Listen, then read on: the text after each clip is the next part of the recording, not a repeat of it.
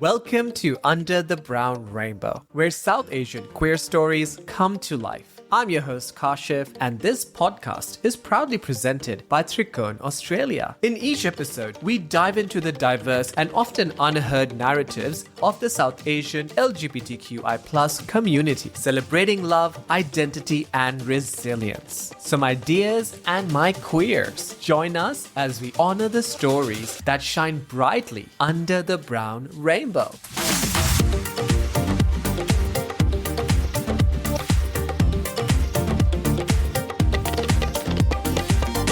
Today on the show, I've got someone who is very important for this community, I would say, because I feel growing up, I really wanted someone who I could see as myself. And I think this is exactly what's going to happen today. Someone out there is going to say, hey, listen, I've got my people out there.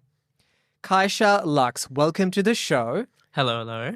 You identify as she and they. And you are a writer, an advocate reflecting on trans life, family dialogues, and joy in the South Asian context. Girl, that's a lot that you carry on your shoulders. How do you do all Don't that? we all? True. Yeah. What can I say? We all come from very complex, multifaceted backgrounds. We do. At the end of the day, you got to be yourself and you got to bring your whole self to the world. Bring your whole self to the world. I love that. Yeah. And on That's what that, I'm we're here just for. going to go further. Sure. Can I ask you that growing up has been a journey for you, right? So I would definitely want you to first thing, before even starting anything, look into your camera and just tell someone who is on that journey, maybe is going to start that journey, a message of love that you want to share that with them. Mm-hmm. I would say don't be afraid.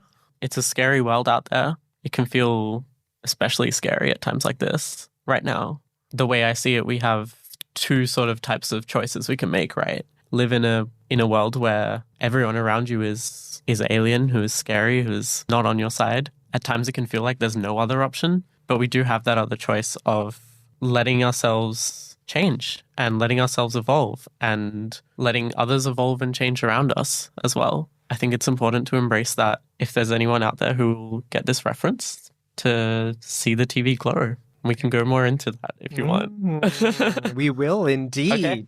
But now I'm just going to ask you to take us through your journey, the childhood journey. Okay. And if I ask you that, what growing up was for you, and when did you begin to understand the importance of gender identity?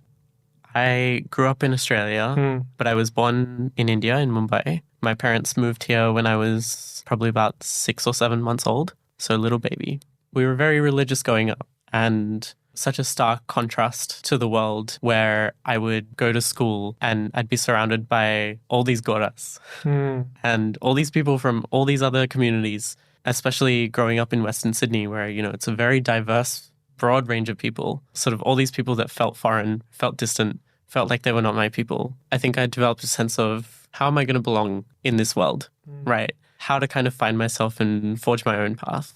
I think one of the powers that comes to you as someone from a South Asian background or any other background, you have to almost build your own way through. You're kind of forced to challenge a few norms while you're at it. All of my classmates in school, all the people I would see outside of school on the weekends, things like that, very different upbringings to mine. And so we had to find a way to connect, share differences, but also to be ourselves at the same time.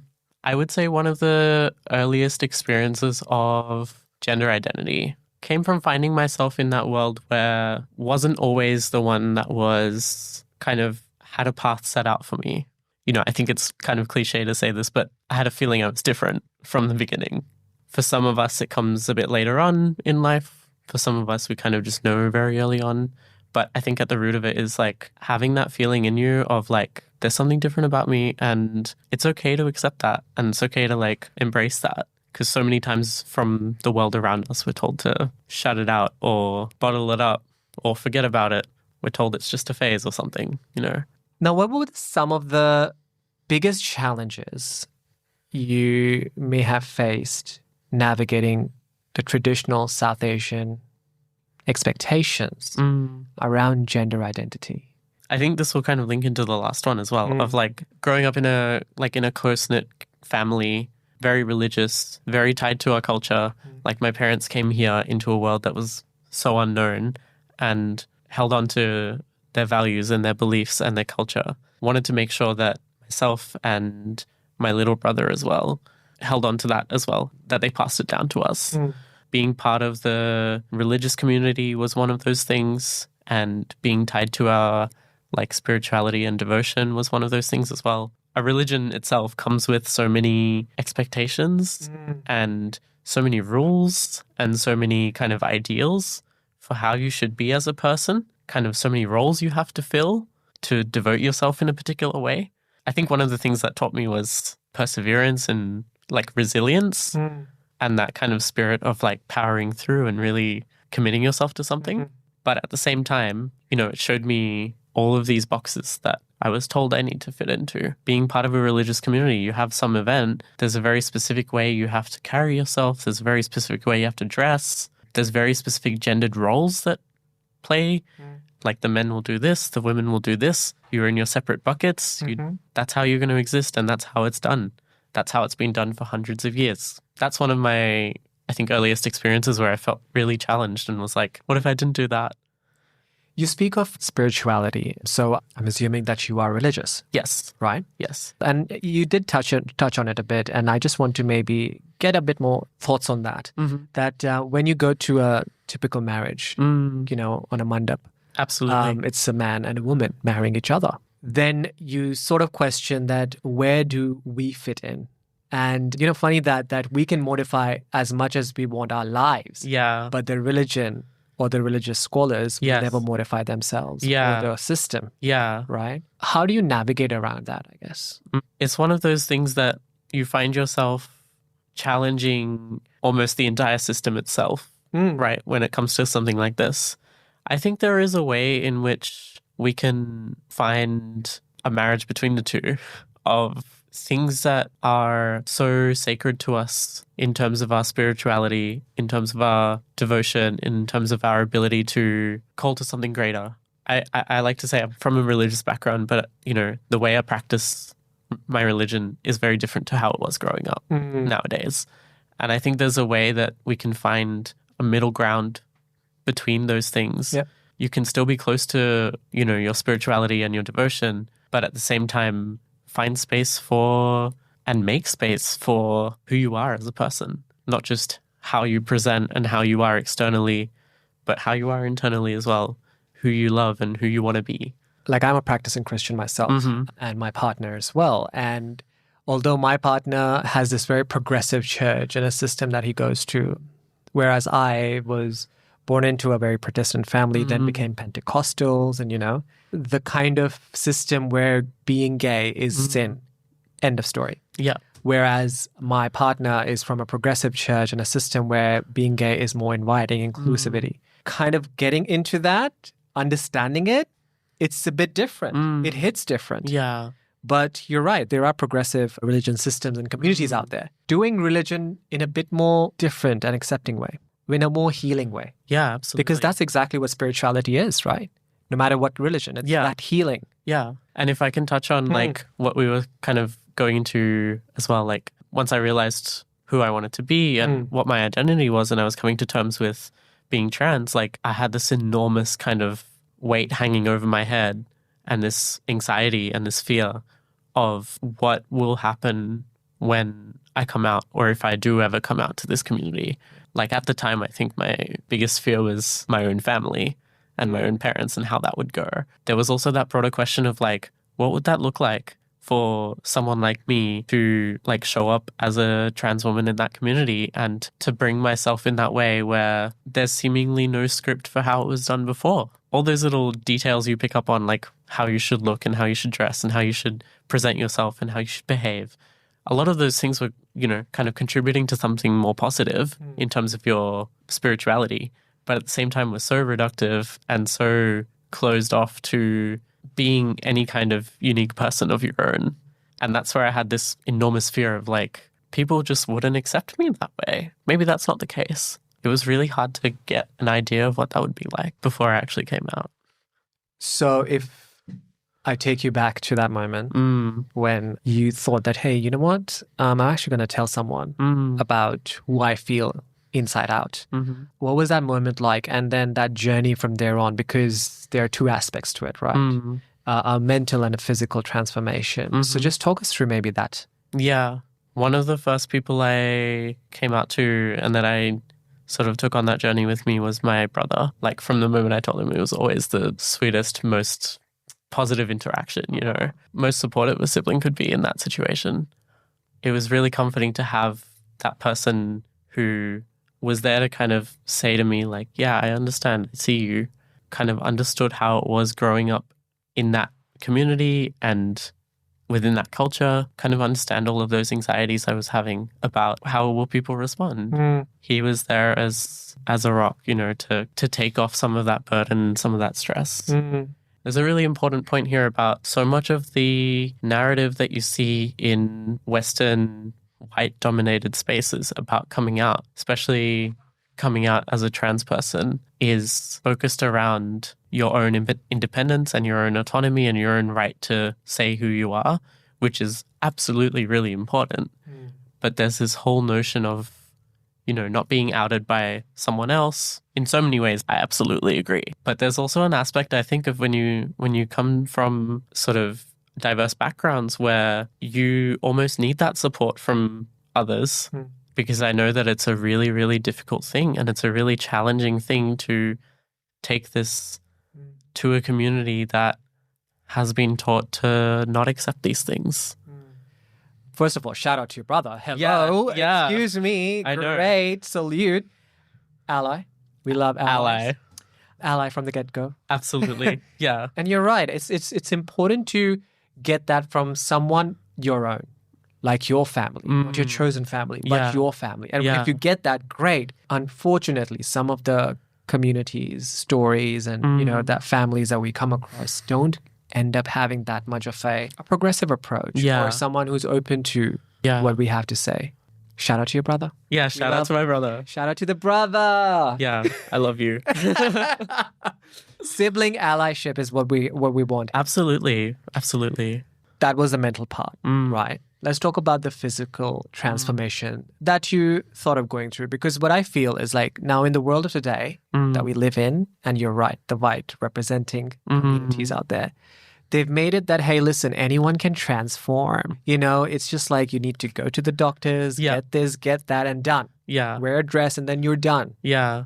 And that is so not okay. No. Especially because, first of all, we don't give our voices that easily, right? But also, there's a lot of misrepresentation, misinformation out there, which really makes our families, our ethnic diverse families, fear the worst, right?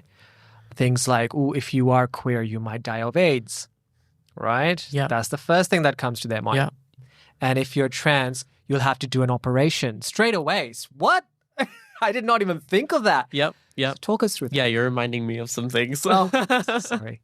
How was that physical transformation? Or maybe when you decided, hey, listen, you know what? This is who I am. I made up my mind and this is who I genuinely feel inside out. And I think I need to take steps. How did that come to be?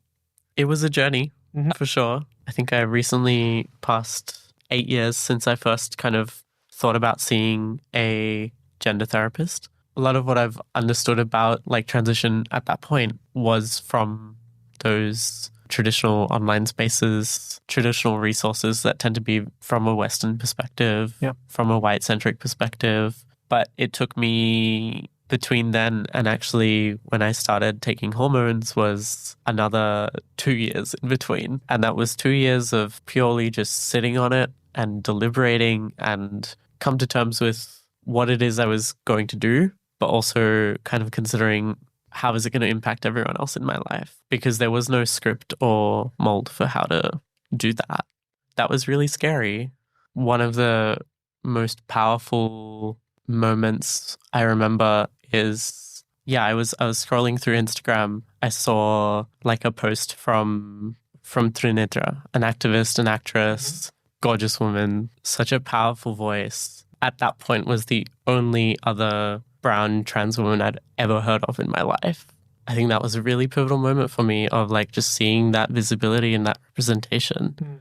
Like stuff she was posting about was around transition and kind of how she'd managed it and how she'd kind of gone through those things and sharing those experiences. And I think that was like a wake up moment for me of like, there is a way to do this and there is a way to make it happen. What role has the South Asian community itself, what role have they played in your healing journey? Great question. I think I am still on that journey. First thing that comes to mind is Tricone, obviously. There you go. Just being able to be in a space with other South Asian queers is so, so powerful. And to have that community that is cut from the same cloth and who understands you. But also it's not just about kind of the support. It's about celebrating all the special occasions and the events. And I've done a lot of work with my therapist on this stuff, actually. I found myself kind of at war with accepting myself and accepting my identity because I knew on the inside who I wanted to be, but didn't have the means or the ability to see myself do that. You know, I was in this place of really shutting myself down emotionally and physically. I think one of the things that I've started doing now, and I'm still continuing to do, I'm still working on this stuff, is reconnecting with the things that I enjoyed during my childhood, that I enjoyed with my family, waking up on a Sunday morning and making a pot of chai. Like simple things. But also like, you know, going back and watching classic Bollywood movies that I watched with my family growing up and listening to the music that we had growing up. Also finding those parts of my religion and my spirituality that I do want to still connect with. Those have all been really, really healing. When I first came out, it was like, oh, that whole world doesn't accept me. I'm going to push all of that away. You know, and that was something I had to do to survive. But now I think it's how can I bring all those things back, let myself be part of more than one community and more than one kind of identity. What does getting help for mental health look like for a trans person in Australia? Like, do you go to a GP? If you could maybe just talk us through that. Yeah. And what does it look like? It's come a long way since I first started kind of going through the motions. Before a few years ago, you had to kind of go see a GP first and then get a referral to see a gender therapist who would kind of basically like a psychologist who would sit down with you and kind of talk you through what you want to do and make sure that you were informed about what you wanted to do with your transition. But then also you needed to make sure they signed off on it. You know, if you wanted to go on hormones, you could go and see an endocrinologist or something. But from a mental health perspective, there were only a couple of gender therapists available, and they tend to have quite a conservative or traditional view on gender transition and that kind of thing. They obviously have a very sort of huge barrier of kind of being very expensive and difficult to access, especially in the early stages. Was like, oh my God, how am I even going to like afford to go see a gender therapist before I can actually deal with any of this? And, you know, nowadays it's a little bit easier in terms of there are GPs who are well informed on this stuff as well. But still, it's a world where, you know, you don't have that kind of specialized support, especially if you're starting out and if you don't know where to look. It's really difficult to know where to go. There is a really good resource called Trans Hub. I think it's put together by ACON and by a couple of other people who work in the field who have basically put together a whole resource where they've got sort of information and guides on, a lot of aspects of coming out and accessing medical and legal support and social support, and then also mental health support as well. And they have a directory now of, you know, specialists and professionals that you can go and see. You know, it's a directory that's growing more and more by the minute. But again, in that as well, like it can be hard to look at that and go, is there someone here who is going to understand a queer, trans, South Asian experience as well? Yeah, I think it's definitely in a better place now, but it's something that definitely needs to continue to be worked on. What unhelpful narrative about trans folks do you keep seeing and it annoys you? You're like, done. Call it out. Trans people are not drag queens. I think that's the biggest one. And don't get me wrong, there are some dolls out there who are absolutely killing it. I love them with all my heart. Drag is one of those really unique and special and amazing art forms that brings joy and love and curiosity to so many. It's so often that we see trans people being referred to or talked to or considered as if they are simply putting on an act, a specific face or a specific set of clothes to perform for others. And that's not what a trans experience is. Thank you so much, Kaisha, for coming under the brown rainbow, sharing your experiences with us. I'm pretty sure that someone who is on their trans journey right now is listening to this. They are thankful to Trikone, to you, to Under the Brown Rainbow, that this story got to them. Now, just before I let you go, if there is one really important thing that you feel the trans youth out there need to listen to, what is that one word or one piece of advice that you would give them? Hold tight, be strong, know who you are, don't let go of it, and don't be afraid of it. Stay within yourself and don't be afraid to show others who you are too. It's amazing how much you'll discover about yourself if you allow yourself to be free. Allow yourself to be free and keep on following the yellow brick road. Keep on following the brown rainbow. Hey, yes. All right. Thank you so much, Kaisha. Once again, if we need to, or people who are listening to us want to follow you, what are your socials? Go for it. Yeah, you can find me at Kaisha Lux on pretty much most platforms. Yeah, you can also find my photography. You can find my film work. You can find my writing. You can find my DJ work all through there. On that note, this is Kashif Harrison signing away from this episode of Under the Brown Rainbow. If you do love this episode, don't forget to comment below what is the takeaway you took and how we can bring more brown queer stories to you. For now, make sure that you like and share this video if you're watching on YouTube. Follow us on Apple Podcasts, Spotify, wherever you get your podcast from. And give a shout out to Under the Brown Rainbow wherever you get a hint of this brown rainbow.